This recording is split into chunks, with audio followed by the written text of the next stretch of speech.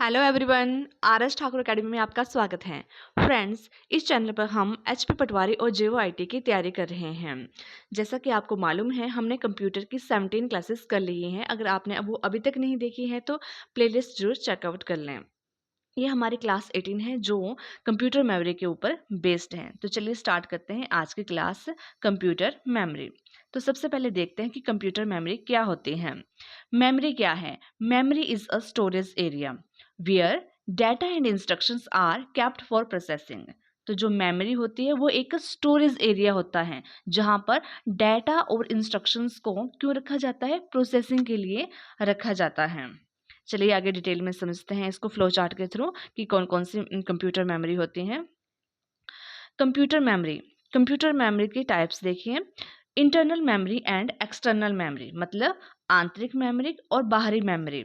जो internal memory है इसको हम प्राइमरी मेमोरी भी बोलते हैं और जो एक्सटर्नल मेमोरी है इसको हम सेकेंडरी मेमोरी भी बोलते हैं।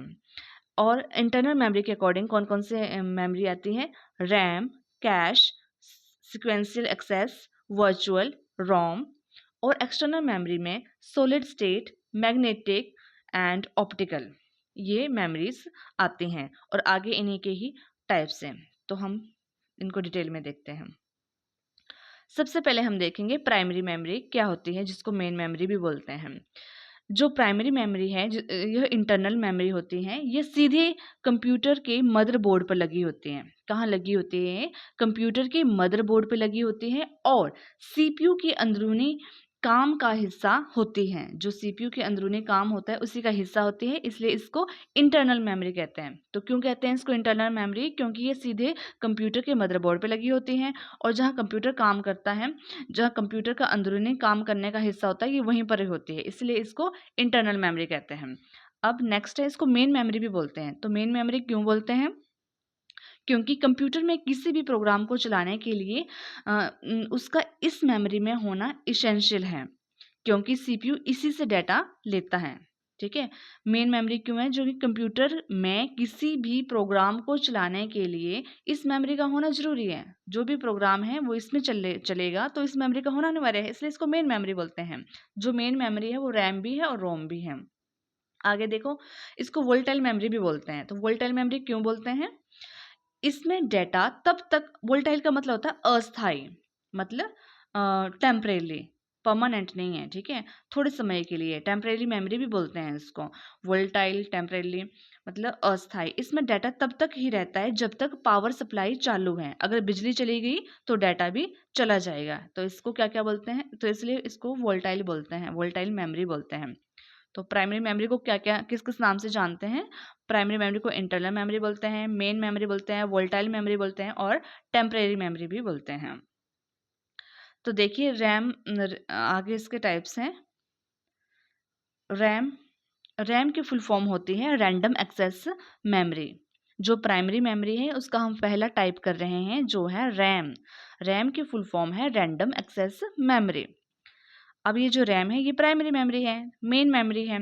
रैम कंप्यूटर की सबसे इंपॉर्टेंट, सबसे मेन मेमोरी होती है। कंप्यूटर में आप जो भी काम कर रहे हैं, प्रेजेंट में मान लो चैटिंग कर रहे हैं, कुछ भी कर रहे हैं, वो सारा डाटा कहाँ पर होता है? वो सारा सारा जो डाटा होता है वो रैम में ही होता है, उसी में प्रोसेस हो रहा होता है। इसलिए रैम क्या है? प्राइमरी मेमोरी है। Next, volatile nature. ये एक वोलेटाइल मेमोरी है। इसका मतलब है कि बिजली चली गई तो डाटा भी चला गया। हाई स्पीड, ये सेकेंडरी स्टोरेज जैसे एचडीडी, एसएसडी के मुकाबले ज़्यादा फास्ट होती हैं ताकि सीपीयू को डाटा देने में देरी ना हो, तो इसकी स्पीड भी ज़्यादा है in comparison to secondary memory. Data interaction, ये जो रैम है ये सीपीयू के साथ सीधे कांटेक्ट में होती है। सीपीयू कभी भी हार्ड डिस्क से सीधे बात नहीं करता है। ठीक है, वो हमेशा रैम से ही डाटा मांगता है। और क्या है रैम? रैम की और क्या विशेषता है? रैम जो है रीड एंड राइट मेमोरी है। इसमें डाटा पढ़ा भी जा सकता है और नया डाटा लिखा भी जा सकता है। तो ये सारे फीचर्स है रैम के। Clear? Primary memory, main memory, volatile memory, high speed है इसकी and direct interaction with the CPU and read and write memory. आगे हम देख रहे हैं रैम के टाइप्स, अभी हम प्राइमरी मेमोरी कर रहे हैं, प्राइमरी मेमोरी में हमने रैम देखा, अब हम रैम के आगे जो टाइप्स हैं वो देख रहे हैं। तो जो रैम है वो दो प्रकार के हैं, static RAM and dynamic RAM, S RAM and D RAM. Static RAM क्या होता है? Static RAM is very fast used in cache memory. Important है, यहाँ से क्वेश्चन आता है कि कैश मेमोरी में कौन सी रैम यूज होती है, एस रैम या डी रैम? तो इसका आंसर करेक्ट आंसर है S RAM, static RAM. It does not need frequent refreshing, इसको बार बार रिफ्रेश करने की ज़रूरत नहीं होती है, ठीक है, जैसे एस डी रैम को होती है। यहाँ से भी इम्पोर्टेंट है ये वाला हेडिंग, ये जो स्टेटमेंट है या सेंटेंस है ये भी इम्पोर्टेंट है कि कौन सी मेमोरी है जिसको बार बार रिफ्रेश करने की ज़रूरत नहीं है, तो वो है S RAM. Next D RAM देखिए, डी रैम की फुल फॉर्म है डायनामिक रैंडम एक्सेस मेमोरी।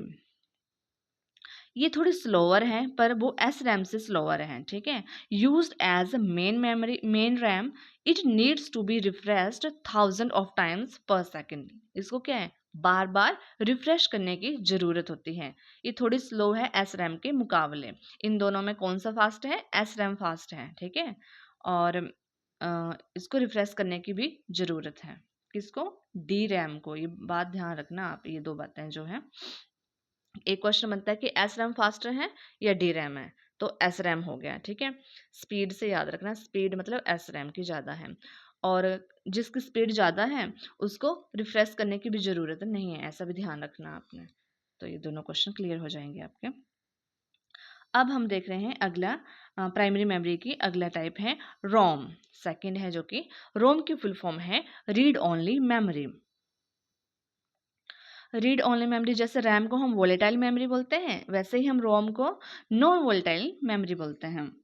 रोम एक नॉन वोलेटाइल मेमोरी है जिसका अर्थ है बिजली कट जाने के बाद भी इसमें डाटा स्टोर रहता है, इरेज नहीं होता है। इसमें नहीं होता है, किस में हो जाता है? रैम में हो जाता है। बिजली चली गई, जो काम कर रहे होंगे वो सारा फाइलें आपकी डिलीट हो जाएंगी, मिट जाएंगी, इरेज हो जाएंगी, लेकिन रोम में नहीं होता, वो ऑलरेडी वैसे ही स्टोर रहता है, उसके अंदर ही स्टोर रहता है। तो इसमें परमानेंट स्टोरेज होती है, ये इसका फीचर है। नेक्स्ट पॉइंट देखिए, परमानेंट स्टोरेज। इसमें डाटा परमानेंटली स्टोर रहता है। इसे मुख्य रूप से कंप्यूटर को स्टार्ट करने वाले इंस्ट्रक्शन रखने के लिए इस्तेमाल किया जाता है। जब कंप्यूटर को स्टार्ट करना होता है तब जो इंस्ट्रक्शन दी जाती है उसमें इस्तेमाल किया जाता है इसको। स्टार्टअप इंस्ट्रक्शन बायोस, ये भी इंपॉर्टेंट पॉइंट है। बायोस, बायोस की फुल फॉर्म होती है basic input output storage system, basic input output system. जो बायोस होता है, रोम में ही बायोस, जो रोम में ही बायोस का नाम प्रोग्राम स्टोर होता है, जो कंप्यूटर को ऑन करते समय बूटिंग प्रोसेस में मदद करता है। बायोस क्या मदद करता है? जब कंप्यूटर को ऑन करना होता है ना, तो जो बूटिंग प्रोसेस हो रही है उसमें हेल्प करता है। बूटिंग का मतलब होता है जो कंप्यूटर ऑन हो रहा होता है, जब आपको डेस्कटॉप दिखता है, सीधे स्क्रीन दिखती है, सारे जो सिस्टम है वो ऑन हो रहे होते हैं, वो बूटिंग हो रही होती है, स्टार्ट हो रहा होता है। तो रोम में ही BIOS, basic input output system नाम का प्रोग्राम स्टोर होता है, इसी में स्टोर होता है। ये ध्यान रखना कि बायोस किस में है, तो बायोस जो है रोम में है, ये ध्यान रखना है आपने। यहाँ से क्वेश्चन बनता है कि बायोस किस में है, रोम में है या रैम में है, और ये किस में हेल्प करता है? ये बूटिंग प्रोसेस में हेल्प करता है। रीड ओनली, जैसे कि आप फुल फॉर्म से पता चल रहा है कि रैम की फुल फॉर्म, सॉरी रोम की फुल फॉर्म है रीड ओनली मेमोरी, तो इसका ये फीचर बन गया कि इसको हम पढ़ ही सकते हैं। जैसा कि इसके नाम से पता चलता है, इसमें स्टोर डाटा को केवल रीड ही किया जा सकता है, आसानी से बदला या मॉडिफाई नहीं किया जा सकता। और रैम को रीड भी कर सकते हैं और राइट भी कर सकते हैं, ये ध्यान रखना है आपने। ये भी इसका कंपैरिजन है, कंपैरिजन का पॉइंट बनता है। आगे हम देख रहे हैं कि जो रोम है उसके आगे कितने टाइप्स हैं। जैसे हमने रैम के टाइप्स किए, अब हम कर रहे हैं रोम के। जो रोम है वो 3 प्रकार की हैं, पी रोम, ईपी रोम, ईईपी रोम। इनकी फुल फॉर्म कई बार पूछी जाती हैं। तो पी रोम की फुल फॉर्म है programmable read only memory, E PROM की फुल फॉर्म है erasable programmable read only memory, EEPROM की फुल फॉर्म है electrically erasable programmable read only memory. अब इनको एक एक करके देखते हैं कि पी रोम क्या है, इसमें डाटा केवल एक ही बार लिखा जा सकता है। ये ध्यान रखना, किसमें डाटा एक ही बार लिखा जा सकता है, पी रोम में।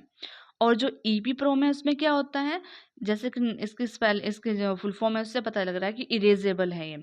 इसमें डाटा को अल्ट्रावायलेट रेज की मदद से मिटाया जा सकता है। ठीक है, ये इरेजेबल है और इरेज कैसे कर सकते हैं इसको, अल्ट्रावायलेट रेज की हेल्प से।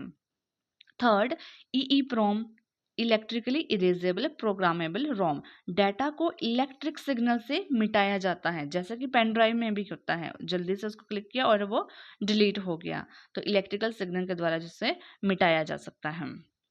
तो ये देखिए हमने टाइप्स ऑफ रोम। आगे देखिए स्पेशलाइज्ड मेमोरी फास्टेस्ट यूनिट। ये क्या है, ये है कि फास्टेस्ट मतलब जितनी भी मेमोरी है सबसे फास्ट मेमोरी कौन सी है। तो जो रजिस्टर है वो सबसे फास्ट मेमोरी है। There are the fastest memory units located inside the these are. ठीक है, रजिस्टर कहाँ पे होता है, सीपीयू में होता है। ठीक है, ये सीपीयू के सबसे छोटे और सबसे तेज भाग हैं रजिस्टर्स। नेक्स्ट है कैश मेमोरी।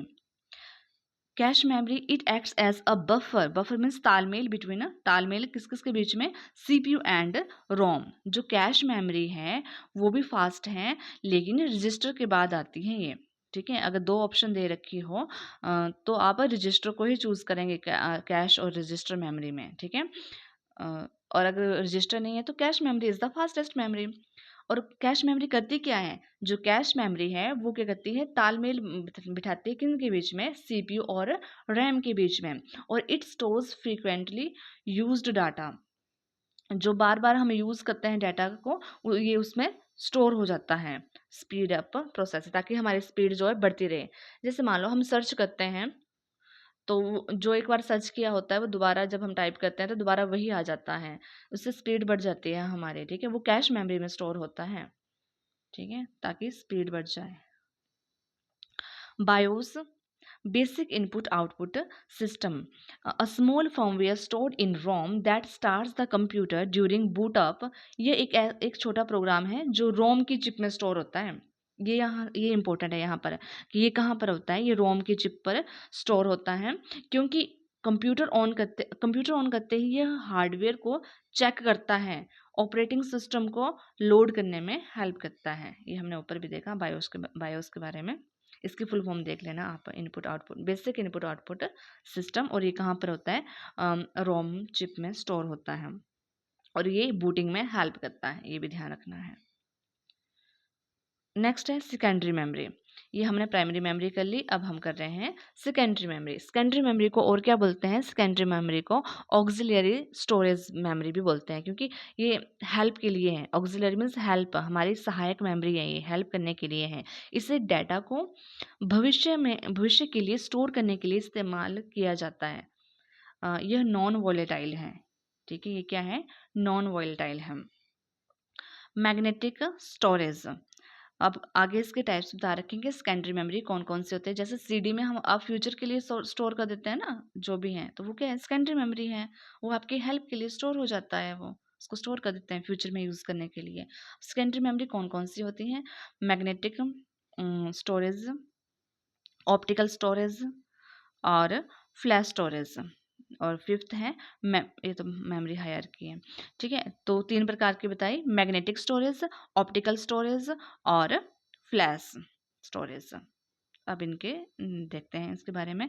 जो मैग्नेटिक स्टोरेज है वो कौन कौन सी होती हैं, वो है HDD, hard disk drive, uses spinning magnetic platters to store data. Hard disk आपको पता ही है, डाटा को स्टोर करने के लिए ऐसे जो सीडी क्या होता है उसको हार्ड डिस्क, वो ऐसे घूमती है इसमें, मतलब स्पिन करती है वो मैग्नेटिक डिस्क जो होती है।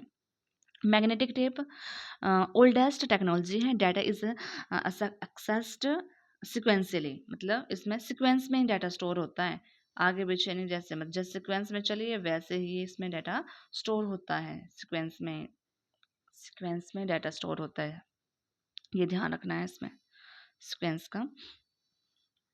नेक्स्ट है optical storage. Optical disk drive, जिसको ओडीडी भी बोलते हैं, इसमें लेज़र बीम का उपयोग डाटा पढ़ने के लिए होता है। लेज़र बीम का यूज़ किया जाता है जब भी डाटा को रीड करना होता है। अब ऑप्टिकल स्टोरेज में कौन कौन से स्टोरेज आते हैं? सीडी, डीवीडी, ब्लू रे डिस्क। किस में आई? ये ऑप्टिकल स्टोरेज में आई, ये ध्यान रखना है। सीडी किस में है? ऑप्टिकल में। डीवीडी किस में है? ऑप्टिकल में। ब्लू रे डिस्क किस में है? ऑप्टिकल में, ये ध्यान रखना है। और फ्लैश स्टोरेज में एसएसडी, पेन ड्राइव। और मैग्नेटिक में एचडीडी, मैग्नेटिक टेप। तो चलिए सीडी देखते हैं। सीडी की फुल फॉर्म होती है कॉम्पैक्ट डिस्क है। इसकी जो कैपेसिटी होती है approximately 700 mega bite MB capacity होती है। और डीवीडी की फुल फॉर्म होती है डिजिटल वर्सटाइल डिस्क, और 4.7 GB टू 17 गीगाबाइट कैपेसिटी होती है इसकी। जो ब्लू रे डिस्क होती हैं वो हाई कैपेसिटी होती है, इसमें अप टू 50 GB और इससे ज़्यादा भी हो सकती हैं। इसका यूज़ किया जाता है एचडी मूवीज़ को देखने के लिए को स्टोर करने के लिए, ठीक है, उसके स्टोरेज में इसका यूज़ किया जाता है। थर्ड है फ्लैश मेमोरी, एसएसडी की फुल फॉर्म है solid state drive. Solid state drive much faster than HDD. यहाँ पर ये भी पॉइंट इंपॉर्टेंट है कि कौन से फास्टर है, एसएसडी फास्टर है या एचडीडी। तो यहाँ पर अगेन एसएसडी फास्टर है, किससे? एचडीडी से। As it has no moving parts, और ना ही इसमें कोई मूविंग पार्ट होता है। जैसे एचडीडी में स्पिनिंग होता है ना, मैग्नेटिक प्लेटर्स लगा होता है टू स्टोर डाटा, बट इसमें ऐसा नहीं है। पेन ड्राइव, पेन ड्राइव क्या है? ये पोर्टेबल फ्लैश स्टोरेज है। इसको आसानी से कहीं भी ले जाया जा सकता है, आसानी से डिलीट कर सकते हैं, आसानी से स्टोर कर सकते हैं इसको। नेक्स्ट है मेमोरी हायरार्की। यहाँ पे हम देखेंगे कि किसकी मेमोरी ज़्यादा है हायरार्की के अनुसार के असेंडिंग ऑर्डर में देखेंगे कि किसकी ज़्यादा है, टॉप टू बॉटम देखेंगे किसकी मेमोरी कैपेसिटी ज़्यादा है या फास्टेस्ट कौन सी है, नॉट कैपेसिटी बट फास्ट कौन सी है, सबसे ज़्यादा फास्ट कौन सी है। तो सबसे ज़्यादा फास्ट है रजिस्टर, इसको फास्टेस्ट मेमोरी बोलते हैं। फिर उसके बाद कैश मेमोरी है, फिर मेन मेमोरी आ गई, मेन मेमोरी रैम और रोम आ गई। फिर उसके बाद SSD solid state drive, magnetic disk और ऑप्टिकल डिस्क सीडी और डीवीडी एंड मैग्नेटिक टेप। तो सबसे स्लोवेस्ट कौन सी है? Magnetic tape. जो मैग्नेटिक टेप है वो सबसे स्लोवेस्ट है, और जो रजिस्टर है वो सबसे फास्टेस्ट है, और रजिस्टर के बाद कैश है। तो ये याद कर लेना है आप लोगों ने, यहाँ से क्वेश्चन आते हैं। कल की क्लास हमारी प्रीवियस ईयर क्वेश्चंस पे बेस्ड होगी, ये कंप्यूटर मेमोरी के ही ऊपर, तो आप उसको भी देख लेना, ठीक है, कि आपको पता लग जाएगा कौन कौन से क्वेश्चन आए हुए हैं। आगे इसका हायरार्की बनाए हुए हैं, फ्लो चार्ट है वैसे ही है। देखो सीपीयू है, रजिस्टर सबसे ऊपर सीपीयू है, फिर कैश मेमोरी है लेवल 1 में, लेवल 2 मेमोरी, मेन मेमोरी, ठीक है, डी रैम आ गई, और क्या बोलते हैं उसको, रैम और रोम भी आ गई, ठीक है। Magnetic disk, optical disk, magnetic tape, ये सब इसी में ही आ गए, ठीक है। आप इसको देख लेना। यहाँ आप देख सकते हैं एरो बता रहा है, अब ऊपर को जा रहा है ये एरो, तो इसका मतलब है इसकी क्या है, ये इंक्रीज कॉस्ट इन पर बिट। इस जैसे जैसे ऊपर जा रहा है वैसे वैसे इसकी कॉस्ट बढ़ रही है। मतलब कॉस्ट किसकी बढ़ेगी? जिसकी स्पीड ज़्यादा है उसकी कॉस्ट ज़्यादा होगी, ठीक है। और नीचे को कैपेसिटी, स्टोरेज कैपेसिटी ज़्यादा है। तो इनमें क्या है, जो मैग्नेटिक टेप है, ऑप्टिकल डिस्क, इनमें स्टोरेज कैपेसिटी बहुत ज़्यादा होती है। तो नीचे को ये शो कर रहा है कैपेसिटी को, और ऊपर को शो कर रहा है ये कॉस्ट को। Units of computer memory.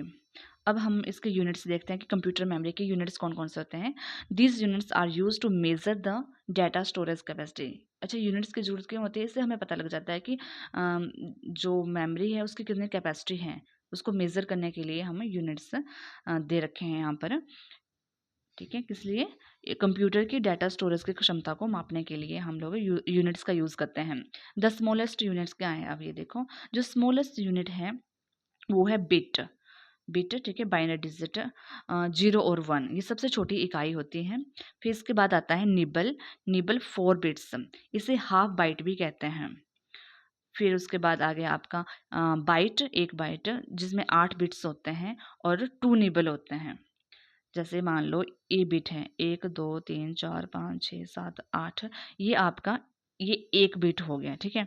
इन 8 ये 1 बिट है और ये टोटल 8 बिट है। इन 8 बिट का क्या बन गया? एक बाइट बन गया। लेकिन जहाँ पर 4 बिट है 1 2 3 4, तो यहाँ पे क्या है? निबल बन गया। तो 4 बिट का क्या बनता है? निबल। तो जो बाइट है, बाइट में कितने निबल हुए, तो बाइट बाइट में 2 निबल हुए, ठीक है।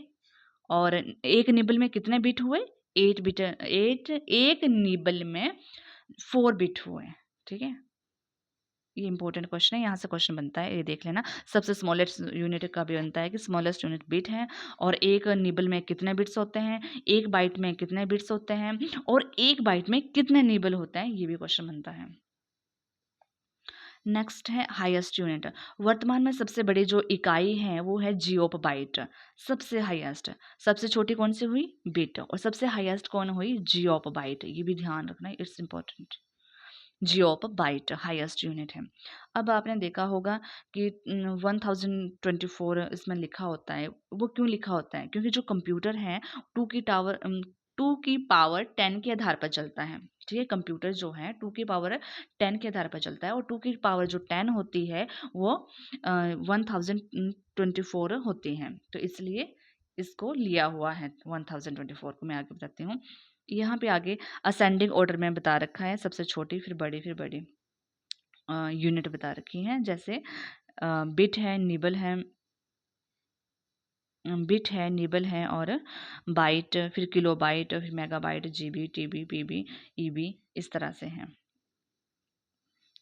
ये देखिए आप, जो मैं बता रही 1024 के बारे में, तो एक बिट में 0 और 1 के बराबर होती है, निबल 4 बिट्स के, बाइट बाइट बाइट 8 बिट्स के बराबर होती हैं। किलो बाइट, अब 1 kilo byte is equal to 1024 bytes, ये ध्यान रखना है। और 1 megabyte is equal to 1024 kilo byte, ये पीछे वाले के बराबर, ठीक है, 1024। इसी तरह से चलता रहेगा, क्योंकि जैसे 1 जो पेटाबाइट है वो किसके बराबर होगा, 1024 टेराबाइट के, ये जो टेराबाइट है इसके बराबर हो जाएगा। तो ये कहाँ तक है, ये PB, EB, GB, YB, brontobyte और जियोबाइट, इनकी फुल फॉर्म्स भी देख लेनी है। एमबी मतलब MB megabyte, gigabyte, TB terabyte, PB petabyte, EB exabyte, ZB zettabyte, YB yottabyte, और आगे है ब्रोंटोबाइट और जियोबाइट, ये हाईएस्ट है, ठीक है। इसकी यूनिट जो है हाईएस्ट है स्टोरेज। अच्छा, तो ये अब इसको याद करने के लिए यहाँ पर आपको क्या दिया हुआ है, एक ट्रिक दिया दे रखा हुआ है, इसको याद कर लेना है इस तरह से, या फिर स्क्रीनशॉट ले लो। कल मम्मी गाजर टमाटर पकाएगी, फिर एक जहरीला योग बनेगा जी। कल मम्मी, कल मतलब किलोबाइट, मम्मी मतलब एमबी, एम, कल मम्मी क्या करेगी, गाजर,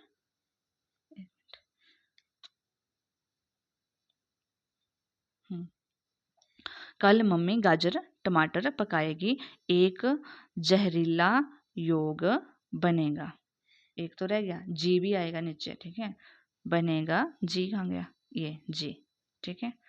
कल मम्मी क्या बनाएगी, कल मम्मी गाजर टमाटर पकाएगी, एक जहरीला योग बनेगा जी। ये आपने ट्रिक याद कर लेना, स्क्रीनशॉट ले लेना है इसका। अगर आपको क्लास अच्छी लगी हो तो इसको लाइक शेयर एंड सब्सक्राइब जरूर करें चैनल को। Thanks for watching.